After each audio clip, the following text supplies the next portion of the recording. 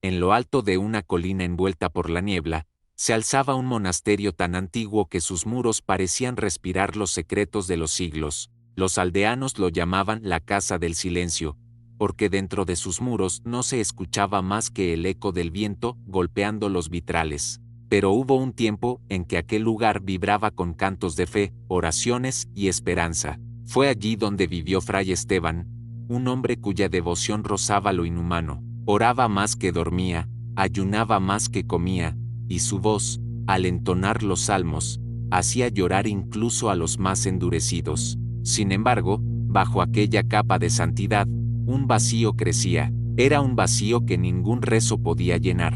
Un abismo que se abría lentamente en su alma. Fray Esteban había dedicado su vida a servir a Dios, pero últimamente, cada súplica parecía perderse en un cielo indiferente. Los enfermos del pueblo morían a pesar de sus plegarias, los niños lloraban de hambre, y la fe del monje comenzaba a agrietarse. Las noches eran cada vez más largas, los días más pesados. En el silencio de su celda, las sombras parecían moverse con vida propia, y el sonido de su respiración era lo único que confirmaba que aún seguía allí. Comenzó a preguntarse si realmente el cielo escuchaba, o si simplemente había dejado de hablarle. Una noche, mientras se postraba ante el altar, exhausto y cubierto de lágrimas, algo cambió. El aire se volvió espeso, casi tangible, y una sensación de calma lo envolvió. Fue entonces cuando escuchó una voz. No era un susurro humano ni un trueno divino.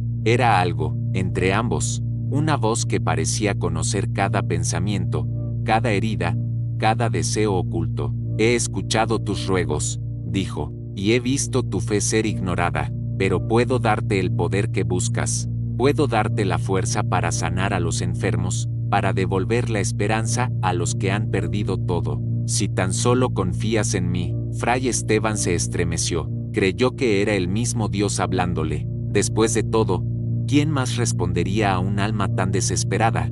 Pero en lo más profundo, una duda germinó. La voz era demasiado dulce, demasiado persuasiva. Le ofrecía resultados, no redención. Sin embargo, la semilla ya había sido plantada. Aquella noche, el monje no durmió. Paseó por los pasillos del monasterio, escuchando el viento colarse entre las grietas de las paredes. Cada sonido parecía pronunciar su nombre. Cada sombra lo observaba, como si el propio lugar supiera que algo oscuro había entrado. A la mañana siguiente, Fray Esteban buscó consuelo en la oración, pero el silencio fue más insoportable que nunca. Los demás monjes notaron su mirada perdida, su voz temblorosa, su respiración entrecortada durante los rezos. Fray Esteban, le dijo el prior, el alma cansada es terreno fértil para la tentación. Pero el monje no respondió. Ya era tarde. Algo dentro de él había cambiado. Por primera vez en su vida, sintió que tal vez la fe no bastaba, y así comenzó todo. Un susurro disfrazado de promesa, una voz oculta tras el velo de la devoción. Lo que Fray Esteban no sabía era que, en su intento por servir a la luz, había llamado la atención de aquello que habita en la oscuridad.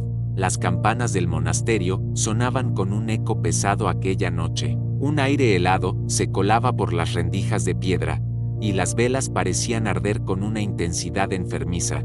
Fray Esteban caminaba descalzo por el pasillo principal, sosteniendo un rosario que ya no sentía como suyo. En su mente, la voz volvía una y otra vez, susurrándole palabras que mezclaban compasión con poder. Si el cielo no te escucha, quizá debas hablar con quien sí puede hacerlo, le decía. La promesa era tentadora: salvar a los enfermos, sanar a los moribundos, devolver la esperanza a un pueblo que había perdido toda fe. ¿Acaso no era eso lo que Dios quería? Pensó. ¿No sería el verdadero acto de amor aceptar cualquier medio para hacer el bien? Fue entonces cuando el niño del pueblo enfermó. El pequeño Tomás, de apenas 7 años, se retorcía de fiebre mientras su madre suplicaba en la puerta del convento. Fray Esteban, al verlo, sintió el peso del cielo entero sobre sus hombros. Esa noche, arrodillado en la capilla vacía, volvió a escuchar la voz. Esta vez, más clara, más cercana. Puedo salvarlo, susurró, pero todo don tiene un precio, no de oro, sino de entrega. Entrégame tu fe, y te daré el poder de los milagros. El monje dudó, lloró, golpeó el suelo con sus puños, pero al final, su desesperación fue más fuerte que su temor. Tomó el cáliz del altar, vertió en él su sangre, y pronunció palabras que nunca habían salido de sus labios. Las paredes vibraron, las velas se apagaron y un viento helado recorrió la capilla. En ese instante, el pacto fue sellado. A la mañana siguiente, el niño estaba de pie, sano, riendo entre los brazos de su madre. El pueblo entero celebró lo ocurrido. Milagro, un milagro de Fray Esteban, gritaban, pero dentro del monje no había júbilo, sino un miedo que lo consumía lentamente. Esa misma noche, al intentar orar, sus palabras se confundieron con murmullos extraños. La cruz frente a él tembló, y las sombras en las paredes comenzaron a moverse solas. Intentó ignorarlo, pero cada día el monasterio se volvía más frío, más denso, más oscuro. Los otros monjes comenzaron a notarlo. Las flores del jardín se marchitaron, los animales evitaban el claustro, y las noches se llenaban de cantos que nadie reconocía. Cuando el prior le preguntó qué ocurría, Fray Esteban respondió con voz débil: Dios ha escuchado mis plegarias, pero en el fondo sabía que mentía. No era Dios quien había respondido, el poder crecía en él, bastaba una palabra suya para que las heridas sanaran. Pero cada sanación dejaba un rastro, un olor a ceniza, un murmullo que nadie más oía, una sombra que se alargaba tras de sí, aunque no hubiera luz. Y entonces, la voz regresó: cumpliste tu promesa, ahora cumple tu propósito. Fray Esteban sintió un dolor agudo en el pecho, como si algo invisible lo marcara por dentro. Sus manos temblaron, y al mirarlas, vio una fina línea negra recorrer sus venas. Intentó rezar, pero sus labios ya no podían pronunciar el nombre de Dios. Fue ahí cuando entendió que el precio no había sido solo su fe, sino su alma. A la mañana siguiente, el sol apenas se asomaba por las montañas cuando Isabel se despertó sobresaltada. Había tenido un sueño extraño, uno que se sentía más real que cualquier otro. En él, la niña del retrato le hablaba desde dentro del lienzo, suplicándole que no mirara más, que él se estaba dando cuenta. Isabel se sentó en la cama, temblando, con la sensación de que alguien la observaba desde el pasillo. Bajó las escaleras lentamente, y cuando pasó frente al retrato, algo la detuvo. El cuadro estaba diferente. La niña ya no sonreía, su rostro mostraba miedo, y sus ojos miraban hacia la puerta trasera de la casa. Isabel tragó saliva, intentando convencerse de que era su imaginación, pero una corriente de aire helado la envolvió, y el sonido de pasos se escuchó proveniente del mismo lugar hacia donde miraba el retrato. Aterrorizada, corrió hacia la cocina, pero la puerta trasera estaba abierta de par en par. El viento hacía crujir las ramas, y en la tierra mojada había huellas pequeñas, como si una niña descalza hubiera caminado desde el bosque hasta la casa. Isabel quiso gritar, pero una voz infantil la susurró detrás de ella: no debiste verlo. El miedo paralizó su cuerpo. Giró lentamente, pero no había nadie. Sin embargo, en el reflejo del vidrio de la ventana, pudo ver algo detrás de ella, una sombra alta, sin rostro, sosteniendo la mano de una niña. Y entonces comprendió: no era el retrato lo que estaba maldito, era la presencia detrás de él, una entidad que había estado observando a través de los ojos pintados, esperando que alguien lo notara para liberarse. El reloj de la sala marcó las 3:03 de la madrugada. Isabel despertó nuevamente, empapada en sudor, sin saber si todo había sido un sueño o una advertencia. Pero al mirar hacia la pared, el retrato ya no estaba. En su lugar, solo quedaba una mancha oscura con la silueta de una niña. Afuera, el sonido de un columpio oxidado se movía con el viento, aunque Isabel sabía que no había ninguno en su jardín.